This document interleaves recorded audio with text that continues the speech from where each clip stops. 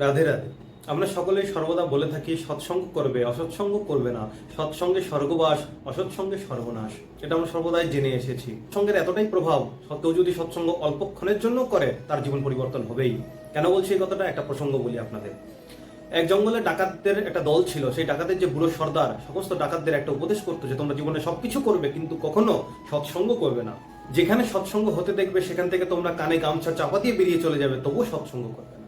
সেই ডাকাতদের মধ্যে একটি ডাকাত নিজের গন্তব্যে যাওয়ার জন্য পথ দিয়ে চলছিল। পথে কোনো এক জায়গায় সৎসঙ্গ হচ্ছে শুনতে পেয়ে সে তার কানে হাত দিয়ে সেখান থেকে বেরিয়ে চলে যাচ্ছে। দৈবাত তার পায়ের মধ্যে একটি কাঁটা বিঁধে যায়। সেই কাঁটাটিকে বের করবার জন্য একটা কান যখনই সরায়, অল্প কিছুক্ষণের জন্য তার কর্ণকুহর দিয়ে একটা সৎসঙ্গের বাক্য প্রবেশ করে।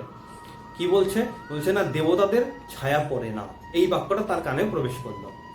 একদিন ডাকাতরা রাজবাড়িতে ডাকাতি করলো।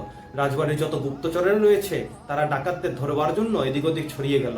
একজন গুপ্তচর বনের মধ্যে থাকা কালী মন্দিরে গিয়ে প্রবেশ করলো এবং সে জানতো সেদিন তারা কালী পুজো করতে আসবে। দৈবাত কালী পুজো সেদিন তারা করতে আসে ডাকাতেরা। গুপ্তচর সেখানে মায়ের রূপ ধরে দাঁড়িয়ে রইল।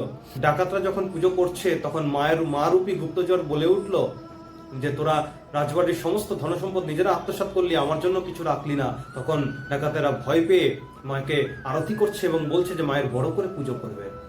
সেই সময় সেই সৎসঙ্গ করা ডাকাতটির মনে পড়লো যে দেবতাদের তো কখনো ছায়া পড়ে না, তবে এর কেন ছায়া পড়ছে? তখন সে সমস্ত ডাকাতদের বললো এবং সেই গুপ্তচরকে ধরে বেধরম মারধর করলো। গুপ্তচর কোন রকমে নিজের প্রাণটা বাঁচিয়ে সেখান থেকে চলে গেল। দেখেন, সামান্য একটু সৎসঙ্গ করেছে, রাজার দণ্ড থেকে তারা আজকে বেঁচে গেল।